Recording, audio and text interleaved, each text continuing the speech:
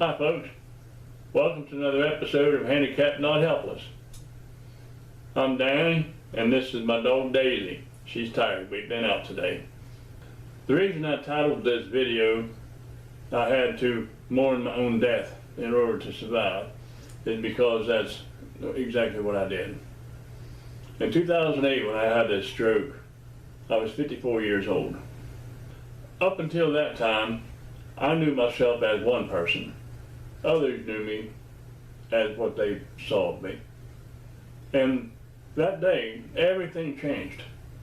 Everything changed. The person that I was between the time I was born and the age of 54 was gone.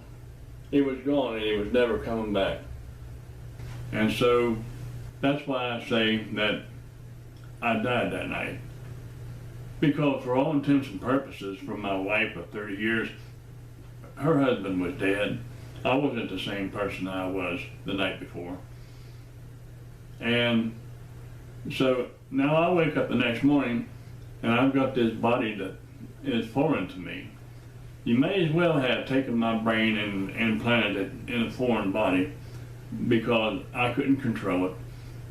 I had no idea how I was going to do this.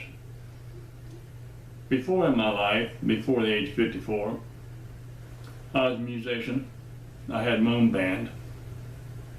I had a construction business. That was a business that I started. And I had control of everything in my life. I controlled who played in the band, what musicians I owned, what bookings what venues we played, all that stuff. When I had the construction business, I decided what jobs I would take, who I would hire, and everything in my life was in my control.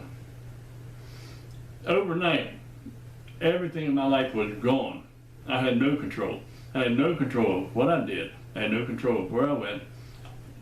I didn't even have control of my own body functions. Now that's a big drop. If you're stranded in a snowstorm up on a mountain somewhere, and no one's ever going to be able to come and find you, you have to survive on your own. You may be on a boat out in the middle of the ocean stranded.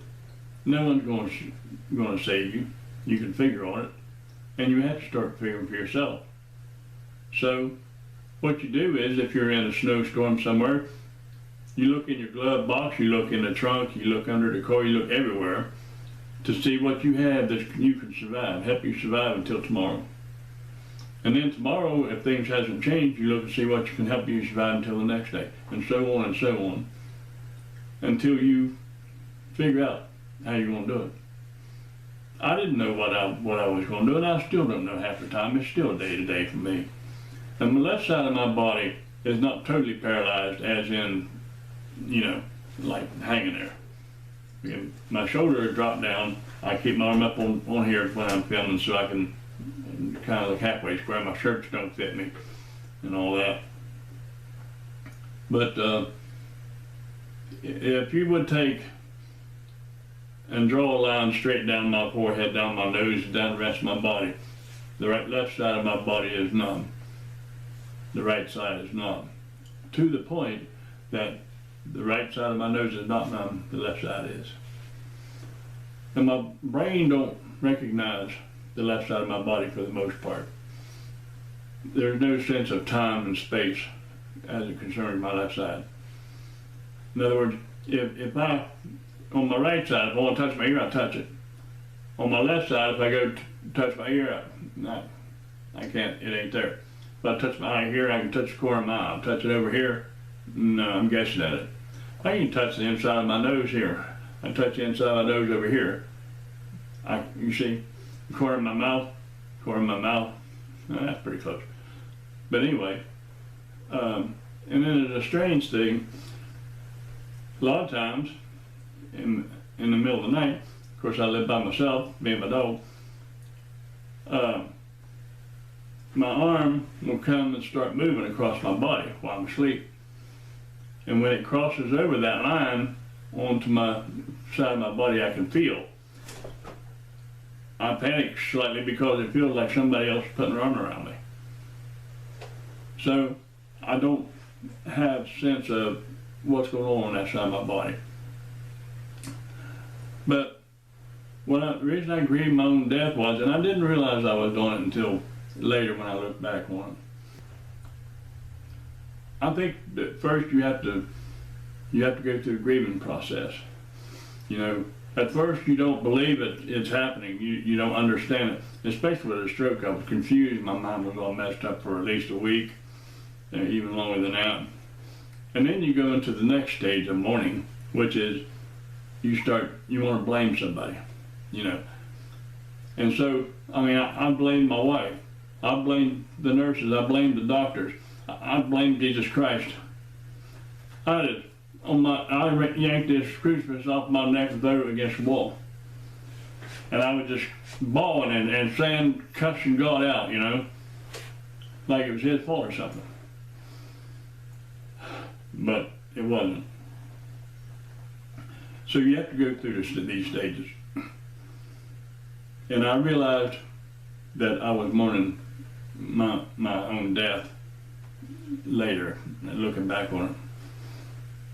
Because you go through those feelings, and then it's just like if you have a parent die or somebody really close to you. You go through a whole range of emotions that you have to deal with.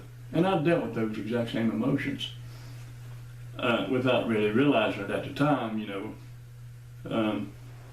So you have to allow yourself to go through the mourning process if you're ever going to get past it. And so the best thing that I can say is just allow it to happen. Of course, you can't force it to happen, but just allow it to happen and go through the grieving process. And you can get on the other side of it just like you do when somebody close to you dies. And this is my new normal.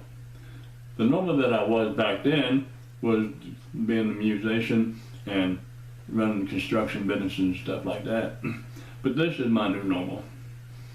And I'm happy with who I am and the abilities that I have. I'm truly consider myself to be very lucky to be able to do what I can do. I drive myself.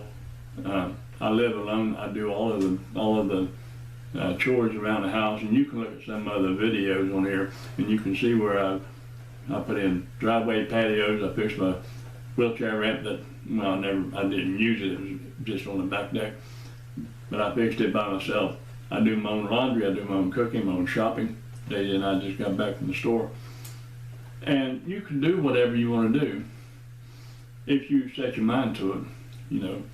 But once you get a defeatist attitude, then you're pretty much done, you know. Anytime there's a situation where it's a survival situation, whether it be, as I said, out on a boat in the ocean or if you're stranded in a snowstorm, there's two types of people. The ones that the retrievers go in and find the bodies and bring the bodies out. Then there's the ones that you hear this amazing story and it's all over the news and everything, where this person walked 50 miles or whatever in snow up to your knees and all the bitter cold, or when he spent 45 days or 60 days on a boat just going around in circles out in the ocean because he wanted to survive. You don't give up. Once you give up, you just might as well watch the buzzards come in and start circling, because that's what's going to happen. Just fight, you know. But up to the point I don't feel like I'm fighting at all anymore, because this is my new normal. I'm determined, I'm hard-headed, and those hard-headed things actually came in pretty handy at this stage of my life. Leisure life, whether it's through death or if it's through divorce from being married many years, you go through a mourning process. And a lot of people come out of a divorce being just downright bitter. You know, just eat your face off. Downright bitter. And I think that the reason that a lot of people come out bitter like that is because they're still in the part of the mourning process where you're mad at everybody. So I didn't want to drag anybody down, but I just wanted to try to encourage you to let you know that there's an end to this process. You know, it's going to happen, you're going to go through it, and everything's going to come out okay. And it's just going to take a little bit of time. So don't get too discouraged. Go ahead and feel what you need to feel, but try not to get too discouraged. And just let it happen, and you'll come out the other side. And right now I've got a good life. I'm happy, and it'll happen to you too. Just hang in there. I want you to reach down there and punch that subscribe button if you aren't already subscribed. Give me a thumbs up if you like this video, if you got anything out of it. And also, you can ring that little bell over there, dingity ding, ring that little bell. And then when I post my next video, you'll get a notice saying I post. And for some of you are afraid to subscribe because you're thinking you're subscribing to something that, like a magazine or something. That's not what it is. It's the same as when you friend somebody on Facebook. It don't cost you nothing. Or whenever you do whatever you do on Instagram, on Twitter, you don't have to pay anything. You're not buying a subscription. Okay, subscribing is another word for friending or following. That's all. And so I appreciate you checking in here. And Dan and Miss Daisy, just remember, we're handicapped, but we ain't helpless. Here's a motto for today.